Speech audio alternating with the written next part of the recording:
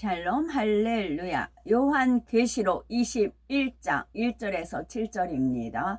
또 내가 새 하늘과 새 땅을 보니 처음 하늘과 처음 땅이 없어졌고 바다도 다시 있지 않더라. 또 내가 보매 거룩한 성 새 예루살렘이 하나님께로부터 하늘에서 내려오니 그 준비한 것이 신부가 남편을 위하여 단장한 것 같더라.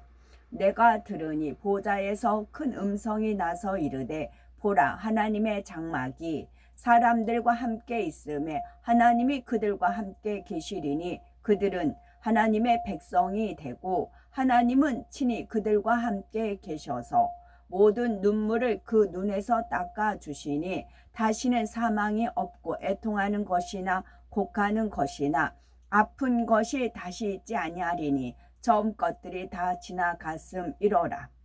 보좌에 앉으시니가 이르시되 보라, 내가 만물을 새롭게 하노라 하시고 또 이르시되 이 말은 신실하고 참되니 기록하라 하시고 또 내게 말씀하시되 이루었도다. 나는 알파와 오메가요 처음과 마지막이라. 내가 생명수 샘물을 목마른 자에게 값없이 주리니 이기는 자는 이것들을 상속으로 받으리라. 나는 그의 하나님이 되고 그는 내 아들이 되리라. 아멘. 요한계시록 강의 73번째 새 예루살렘입니다. 최후의 대심판이 끝나면 성도들은 이제 천국의 자기 처소로 들어가고 영원한 행복을 누리게 됩니다. 사도 요한은 심판 후에 들어갈 천국과 그 중에서도 새 예루살렘을 보고 오늘 본문을 기록하고 있지요. 요한계시록 21장 1절에 또 내가 새 하늘과 새 땅을 보니 처음 하늘과 처음 땅이 없어졌고 바다도 다시 있지 않더라 했습니다. 처음 하늘과 처음 땅은 우리가 경작받은 육의 하늘과 땅을 말합니다. 새 하늘과 새 땅이란 첫째 하늘 곧 셋째 하늘 곧 천국의 하늘과 땅을 말하지요. 이는 처음 하늘과 처음 땅 이후에 있는 것이니 둘째 하늘과 둘째 땅 혹은 나중 하늘과 나중 땅이라 할 수도 있었을 것입니다. 그러지 않고 새 하늘과 새 땅이라 하신 것은 경작을 위해 만들어진 처음 하늘과 땅이 경작 후에는 아무 가치가 없기 때문입니다. 그래서 처음 하늘과 처음 땅이 없어졌고 바다도 다시 있지 않더라 했지요. 물론 필요가 없다 해서 이 육의 세상이 소멸된다는 뜻은 아닙니다. 첫째 하늘 곧 육의 공간도 태초에 하나님의 근본의 공간에서 나뉜 공간이기에 아주 소멸될 수는 없지요. 그래서 이제 필요 없게 되었다 해도 여전히 존재하며 단지 그 공간의 문을 닫아 두실 뿐입니다. 그러면 새 하늘 곧 천국의 하늘은 어떤 하늘일까요?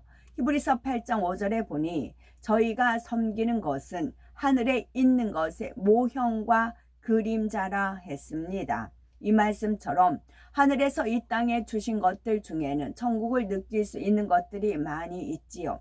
이 땅의 하늘이 푸른 것도 구름이 떠다니는 것도 천국의 하늘과 비슷합니다. 그러나 실체와 그림자가 똑같지는 않은 것처럼 천국의 새 하늘은 훨씬 더 아름답습니다. 이 세상의 하늘과 달리 전혀 오염되지 않은 참으로 맑고 깨끗한 푸른색이지요. 파란색은 깊이와 높이 그리고 맑음을 느끼게 합니다. 푸른 하늘을 바라보고 있노라면 깨끗한 마음을 갖기 원하는 마음이 듭니다. 더 의롭고 정직하게 살아야겠다. 저 푸른 하늘처럼 맑고 깨끗하게 살아야겠다. 이런 마음이 드는 것이죠.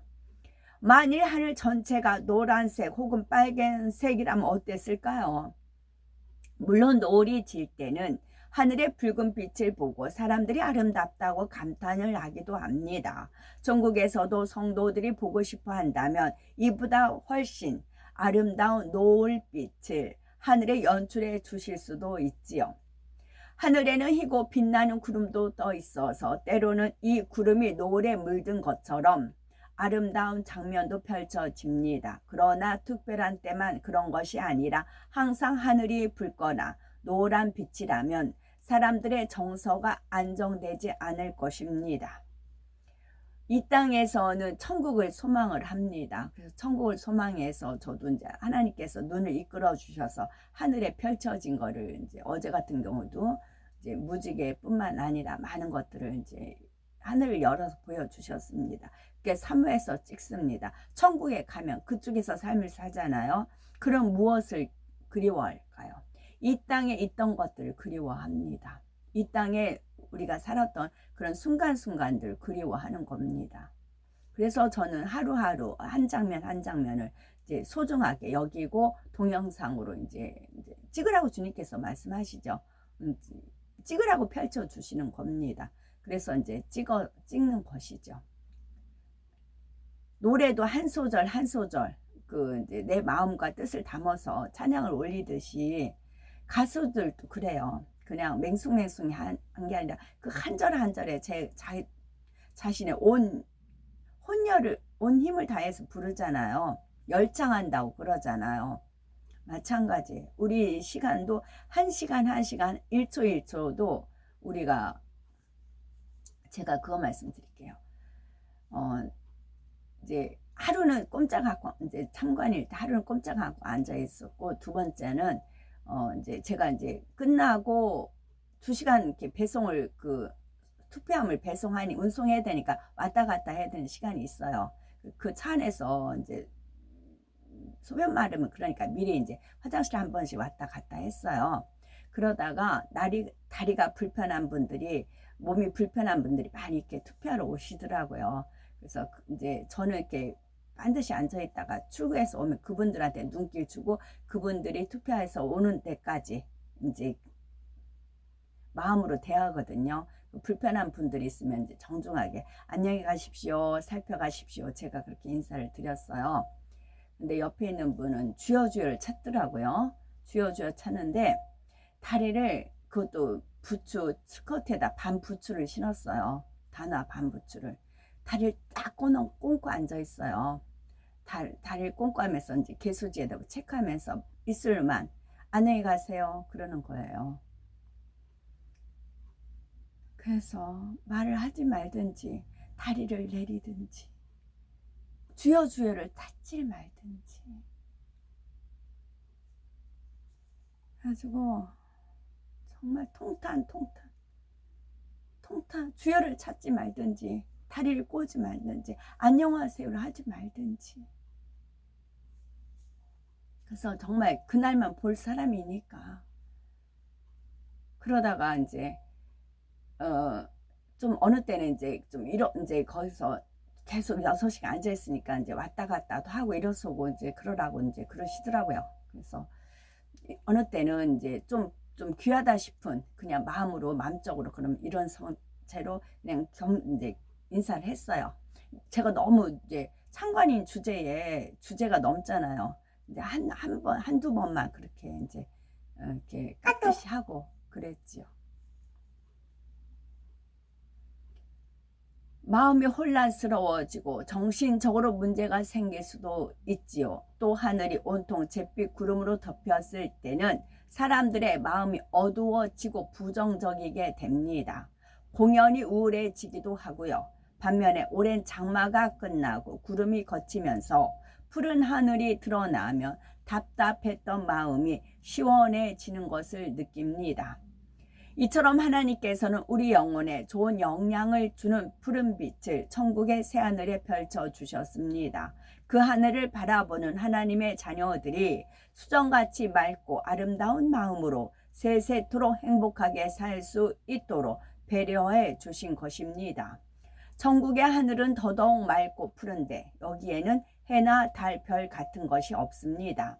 요한계시록 22장 5절에 다시 밤이 없겠고 등불과 햇빛이 쓸데없으니 이는 주 하나님이 저에게 빛이심이라 저희가 세세토록 왕노릇하리로다 했지요. 천국에서는 하나님의 영광의 빛이 이 새 예루살렘에서부터 낙원의 가장자리까지 훤히 비춰줍니다. 굳이 해나 달 혹은 등불이 필요가 없지요. 하나님의 영광의 빛은 원래 너무나 밝지만 천국의 각 처소에 따라 밝기가 조절이 됩니다. 만약 새 예루살렘에 비춰주는 것과 같이 낙원에도 그 빛을 그대로 비춰준다면 낙원의 영혼들이 감당할 수가 없습니다. 너무도 눈이 부셔서 눈을 뜰 수가 없고 고개를 들 수가 없지요. 하나님을 닮아 온전한 영으로 일구었을 때라야 곧 새 예루살렘에 들어간 성도들이라야 그 빛을 대할 수가 있는 것입니다. 그래서 낙원에서는 낙원의 성도에 맞게 적당한 밝기로 조절이 됩니다. 3천층에서는 새 예루살렘의 빛보다 그 밝기가 조금 감해지고 2천층으로 1천층으로 낙원으로 갈수록 빛의 밝기가 더 감해집니다. 이러한 하나님의 영광의 빛이 항상 비치고 있기에 천국에는 어둠이 전혀 없고 따라서 밤도 없습니다. 그런데 혹여 우리 중에 이 땅에서는 밤이 되면 잠을 자야 몸의 피로가 풀리고 쉼을 얻었는데 천국에 가면 어떻게 쉴 수 있을까? 라고 생각할 수 있겠지요.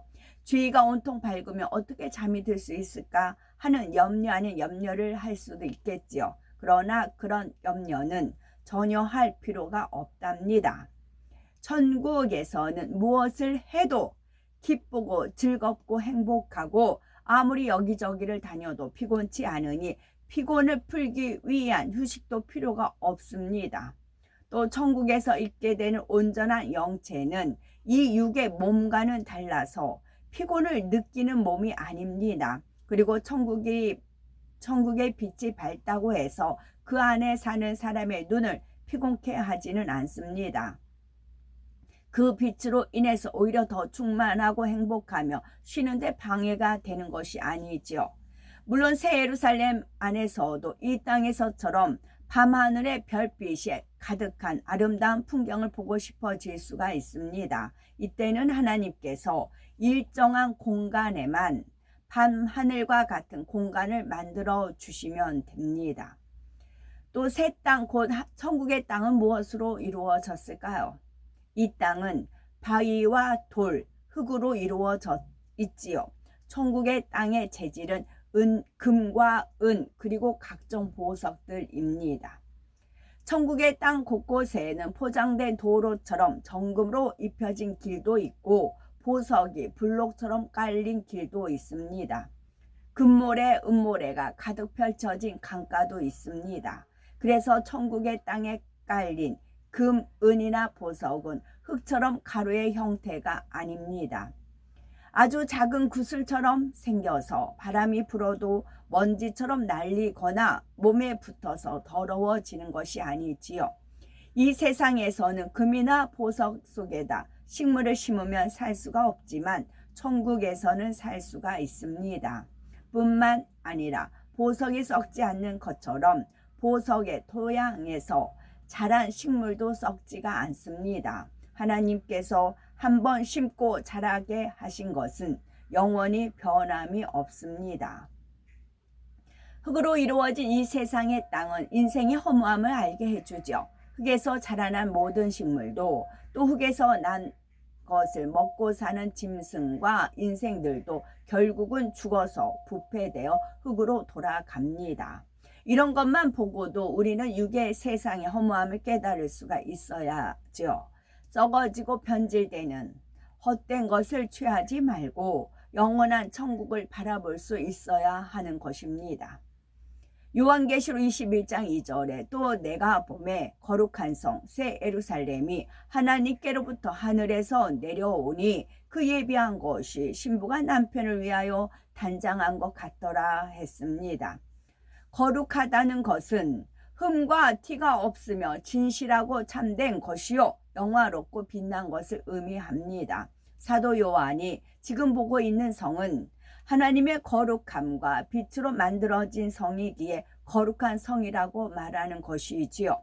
이 거룩한 성 안에는 어둠이나 거짓된 것, 가증한 것은 전혀 없습니다. 이 성에 하나님께서는 새 예루살렘이라는 이름을 붙여주셨지요. 이 땅의 예루살렘은 율법을 토대로 이루어진 성입니다. 예수님께서 십자가에 예루살렘에 올라가신 것은 하나님의 율법을 온전히 이루기 위해서였지요. 사랑으로 율법을 완성하심으로 예루살렘에 복음의 씨앗이 심겼습니다. 하나님께서는 이 예루살렘 안에 복음이 심기고 복음으로 이루어진 모든 일들을 기념하여 거룩한 성의 이름을 새 예루살렘이라 지으셨지요. 예수님께서는 예루살렘 성전에 대해 예언하시기를 돌 하나도 돌 위에 남지 않고 다 무너뜨리우리다 하셨습니다. 이 말씀대로 예루살렘 성은 서기 70년에 로마군에 의해 함락되고 하나님의 성전도 완전히 회파되었습니다. 그런데 예수님의 예언은 단지 이런 역사적인 사실만이 아니라 영적인 뜻도 내포하고 있지요. 곧 구약의 모든 율법이 주님의 사랑으로 완성될 것을 의미합니다. 물론 예루살렘이 무너졌다 해서 구약시대 하나님의 율법이 다 무효가 된 것은 아닙니다. 예를 들어서 구약에서는 산 짐승을 잡아 제사를 드렸는데 신약에서는 예배를 드립니다. 이 예배의 절차 안에는 구약시대 제사법에 담긴 영적인 의미들이 그대로 담겨 있지요.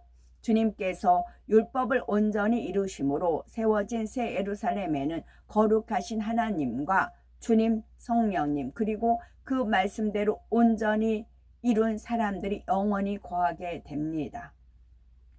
새 예루살렘은, 천국의 새 예루살렘은 거룩하신 하나님, 주님, 성령님, 그리고 그 말씀대로 온전히 이룬 사람들이 영원히 거하게 됩니다. 개나 소나 가는 게 아니에요. 아무나 가는 거 아닙니다. 말씀대로 온전히 이룬 사람들이 영원히 거하게 됩니다.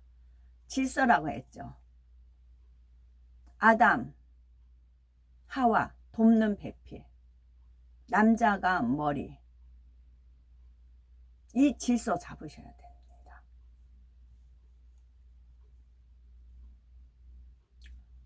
룻, 라합이 어땠을까요? 제가 그 말씀 전에 한번 드렸는데 2000년도 중부 교사, 이제 전주 영생교회에서 중등부 교사할 때였습니다. 이제 뭐 기도원 생활 뭐 다 끝나고 마무리하고 나서 이제 중등부 교사할 때였습니다. 중등부 담당 남자 전도사님이 있었고, 이제 그 와이프도 이제 전도사라고 했는데 저는 몰랐었고, 그 남자 전도사님이 함께 은혜 가운데 잘 이제 중등부를 이제 그분은 담당 전도사님이고 저는 이제 교사하고 해서 잘 지냈습니다. 그러다가 무슨 그쪽에 무슨 누가 나와서 이제 찬양을 하는데 그 남자 전사님하고 그 여자 전사님이 특송을 하는데 옆에서 그러더라고요. 이제 그 와이프라고 하더라고요. 그러면서 전도사님이라고 하더라고요. 그래서 그때 처음 알았습니다. 둘이 특송하는데 하나님이 갑자기 막 노하시는 겁니다. 근데 그 연유가 뭐냐면 남자 전사님이 은혜 가운데 다 하다가 어느 순간에 이게 반기 든다고 하긴 좀 그렇고, 전에는 이렇게 공순공순하게 서로가 인사하고 하잖아요. 근데 맺힌다고 해야 되나? 하여튼 차갑게 한다고 해야 되나? 그러시더라. 갑자기 태도가 돌변을 했어요. 그래서 왜 저러시지? 궁금한 겁니다. 왜 내가 뭐 실수했나? 이제 그러면서 궁금하던 참이었어요. 그리고 이제 제가 하는 말을 이제 무시한다거나, 전에는 존중하더니 무시하는 쪽으로 나가시더라고요. 어제나 오늘이야 난 변함이 없는데 왜 저러시지? 그러던 참에 두 분이 이제 특송을 하는데 옆에서 그러더라고요. 이제 그 옆에 사모님이라고 하더라고요. 같은 이제 전도사라고 하더라고. 그때 커플인 걸 알았어요. 그러자 하나님 노기가 그 여자가 남자 위에 머리에 올라가서 상투 잡고 흔든다고 그러더라고요. 상투를 잡고 흔든다고. 그런데 그 여자 그분은 이제 저희가 이제 이렇게 오고 가면서 들었는지 어쩌는지 이제 모르겠지만 이제 제가 못마땅했던 거죠. 이제 그러니까 소스를 준 거예요. 소스를 주니까 은혜 가운데 잘 가던 사람을 그렇게 망쳐놓은 거죠. 아버지 하나님께서 여자가 남자 위에 머리에 올라가서 상투 잡고 흔든다 그러시더라고요. 그래서 물론 저도 이 질서를 잡기 위해서 피눈물 나면서 이제 해서 오늘날 이제 은혜 가운데 들어온 건데요. 왜냐하면 하나님 말씀이 질서예요. 질서. 천국은 질서예요. 원수마귀 사단이 질서를 깼어요. 지 있는 위치에 있어야 되는데 넘본 거예요. 거기서부터 시작됐어요. 그래서 철저하게 천국은 조직과 질서가 정확하게 천사들부터 쭉 전부. 그래서 1등부터 꼴등까지 점수가 다 있어요. 등수가. 새 예루살렘도 3,000층도 2,000층도 1,000층 낙원도 1등부터 꼴등까지 등수가 다 있어요. 영적인 등수. 이 땅에서 사는 거. 이 땅에서 이제 배우고 어쩌고저쩌고 필요 없어요. 그 서열대 그대로 갑니다. 그 이미 서열들이 백부자 대심판 때 정해지지요. 그리고 천사들이 관리합니다. 그래서 저는 상관을 안 한다고 했고요.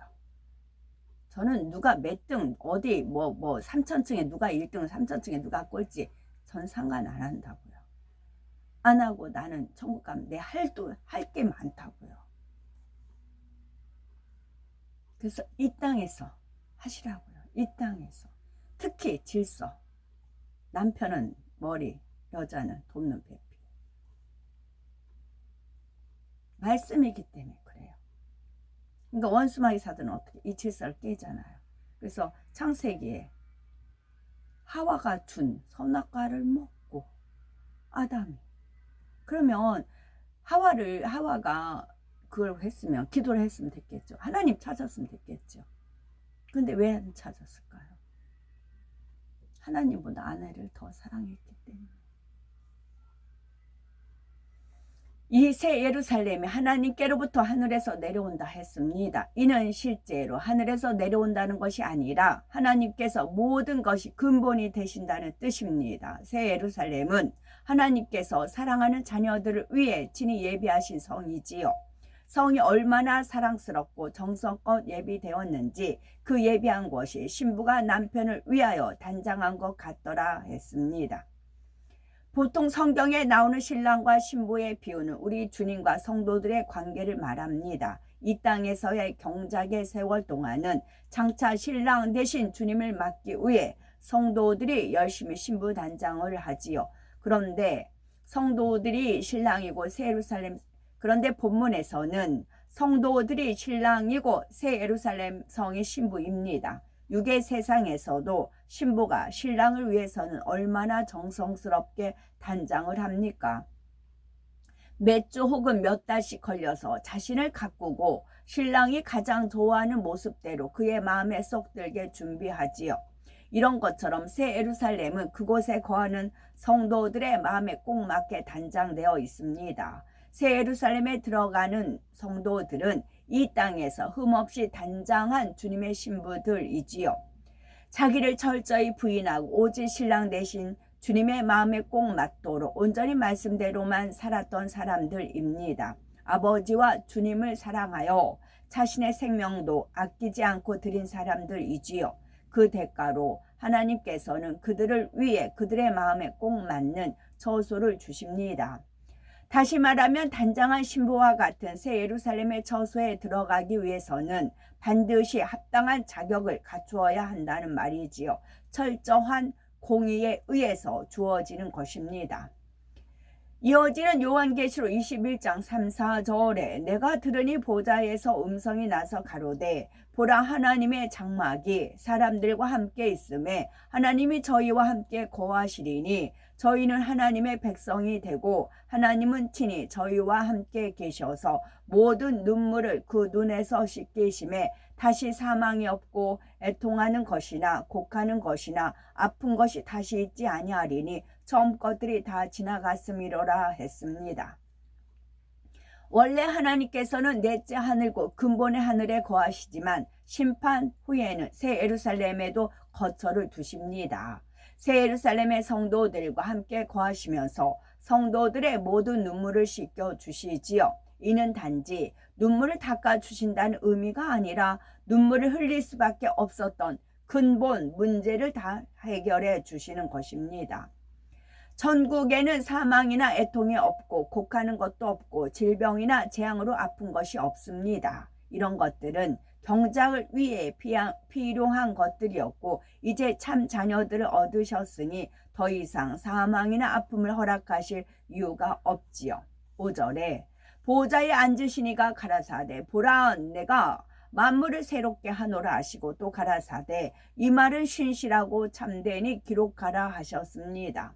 하나님의 보좌를 언급할 때는 보통 심판주로서 권세를 나타내실 때입니다. 그러나 본문의 시점은 심판이 끝난 때이니 심판주 하나님을 나타내고자 하는 것이 아니지요.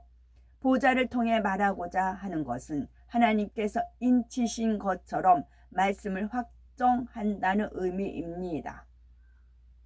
왕의 어인이 찍힌 문서는 병개치 못하는 것처럼 지금 하나님께서 하시는 말씀이 얼마나 신실하며 참된 것인지를 강조하지요. 이제 썩어지고 변질되는 모든 것이 사라지고 하나님의 뜻과 섭리 가운데 만물이 새롭게 되었습니다. 6절에 또 내게 말씀하시되 이루었도다 나는 알파와 오메가요 처음과 나중이라 했습니다. 예수님께서 십자가에서 운명하실 때 다 이루었다 하신 것은 인류 대속의 사업을 다 이루셨다는 뜻입니다. 본문에 하나님께서 이루었다 하신 것은 경작의 모든 과정을 마치고 참 자녀를 얻으시며 새하늘과 새 땅에 들이시고 만물을 새롭게 하기까지 모든 것을 다 이루셨다는 뜻이지요. 나는 알파와 오메가라는 말씀은 요한계시록 1장 8절 말씀대로 문명의 시작과 끝이 하나님께로 말미암았다는 뜻입니다. 또 처음과 나중이란 구원의 섭리에 대한 말씀이지요. 우리 주님께서 부활의 첫 열매가 되셨고 재림하심으로 구속 사업을 마무리하십니다. 그래서 원래 예수 그리스도 우리 주님께서 구원의 처음이요 나중이 되시는데 여기서는 하나님을 처음과 나중이라 말씀합니다. 결국 이 모든 구원의 섭리를 주관하시는 분이 바로 하나님이심을 나타내지요. 6절에 내가 생명수 샘물로 목마른 자에게 값없이 주리니 하셨죠. 물은 사람의 생명을 유지하는 데 꼭 필요합니다. 영적으로도 물 곧 하나님의 말씀은 우리 영혼의 생명을 유지하는 데 꼭 필요하지요. 요한복음 4장 14절에 내가 주는 물을 먹는 자는 영원히 목마르지 아니하리니 나의 주는 물은 그 속에서 영생하도록 솟아나는 샘물이 되리라 하셨습니다. 자기 안에 하나님의 말씀이 없으면 생명이 없고 항상 갈급하며 허전함을 느낍니다. 헛된 거 세상 것을 늘 취하려고만 하고 아무리 재물을 모으고 쌓아도 불안하지요. 교회를 다닌다 해도 진리를 지식으로만 알고 참된 신앙생활을 하지 못한다면 마찬가지입니다. 진리의 말씀을 자기 마음에 채워나가지 않으면 세상 사람과 똑같이 늘 목마릅니다. 참으로 주님께서 주시는 생명수를 마시는 사람은 진리로 마음을 변화시켜 나가는 사람입니다. 자기 안에 있던 비진리를 벗어내고 진리로 채우는 사람이라야 영적인 갈급함을 해소할 수가 있지요. 사람의 힘으로는 성결될 수가 없지만 하나님께서 값없이 주시는 은혜 속에서 능히 진리로 채워 나갈 수가 있습니다. 진리로 채우는 만큼 목마름은 사라지고 마음속에 참 기쁨과 평안과 만족이 솟아나는 것을 느끼게 됩니다. 그리고 이 세상을 이기며 승리하는 삶을 살다가 마침내 천국에 들어가게 되지요. 하나님께서 예비하신 천국의 저소와 상급을 유업으로 받고 하나님의 참 아들이라 일컬음을 받는 것입니다. 7절에 이기는 자는 이것들을 유업으로 얻으리라. 나는 저희 하나님이 되고 그는 내 아들이 되리라 하신 말씀대로입니다. 그런데 왜 여기서 나는 저희 아버지가 된다 하지 않으시고 나는 저희 하나님이 되고 그는 내 아들이 되리라 하셨을까요? 처음부터 하나님이 아버지가 되신다고 표현하면 더욱 친근하게 느껴질 텐데 말입니다. 이는 아버지 하나님께서 천지 만물을 창조하시고 모든 것을 다스리며 주관하심을 다 표현하기 위해서입니다. 하나님이 이처럼 위대한 분이라는 사실과 그 말씀을 온전히 이루고 세상을 이기는 자는 이런 하나님의 아들로 인정받는 축복을 다시 한번 강조하는 말씀이지요. 천국에서는 모든 눈물을 씻겨 주심으로 사망도 애통도 아픔도 없습니다. 질병 하나만 없다 해도 얼마나 행복한 세상이겠습니까? 자신이 질병으로 고통받지 않는다 해도 가족이나 사랑하는 사람이 질병에 시달릴 때 마음이 너무도 상하기 마련입니다. 한 예를 들어서 피부병을 앓는 자녀가 밤새 몸을 긁고 피고름을 흘린다고 합시다. 그러면 옆에서 지켜보는 어머니의 마음은 애가 달아서 눈물이 마를 정도입니다. 이 질병 하나만 없어도 어머니의 마음이 얼마나 쉼을 얻고 행복하겠습니까? 물론 이 땅에서 질병 고통이 있다 해도 우리는 하나님의 능력으로 치료받을 수 있으니 염려할 것은 없습니다.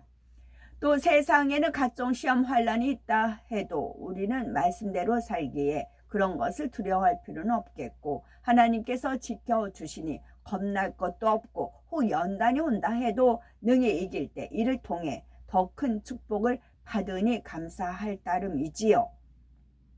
그러나 그런 아픔들이 전혀 없는 천국은 얼마나 더 행복하겠습니까? 더구나 우리가 사모하는 새 예루살렘은 신부와 같이 단장을 했다 했습니다. 슬픔이 없을 뿐만 아니라 최고의 행복과 즐거움을 영원히 누릴 수 있도록 가장 좋은 것들로만 채워져 있다는 말이지요. 하나님께서는 천국이 상상을 초월하는 신비의 나라라 하십니다. 직접 가서 보면 그 신비함에 입을 다물 수가 없습니다. 물론 우리가 영계에 대해서 깊은 것도 배우고 천국 설교도 들어서 압니다. 그러나 아무리 자세히 듣고 알아도 그 행복과 기쁨을 얼마나 알겠습니까? 막상 그곳에 발을 딛고 보면 상상을 초월하는 천국의 아름다움과 신비함에 말문이 막히게 되는 곳입니다. 그러나 중요한 것은 천국은 반드시 공의에 따라 주어진다는 사실입니다. 아무리 사모한다고 외친다 해도 그냥 적당히 신앙생활해서 새 예루살렘에 가는 것이 아닙니다. 생명을 다해 하나님을 사랑하고 온전히 신부단장을 마친 사람들이라야 신부와 같은 새 예루살렘에 들어가는 것입니다. 그래서 우리는 하나님 앞에 부르짖어 기도하지요. 영적인 말씀을 우리는 많이 들었습니다. 내 자신을 진리로 낱낱이 해부하고 발견하여 하나님 앞에 변화되어 나가야 되겠죠. 고린도전서 15장 31절에 형제들아 내가 그리스도 예수 우리 주 안에서 가진 바 너희에게 대한 나의 자랑을 두고 단언하노니 나는 날마다 죽노라 하는 고백처럼 정녕 날마다 죽어짐으로 영원한 영광을 얻는 복된 우리가 되셨으면 참 좋겠습니다. 제가 오늘부터 아멘.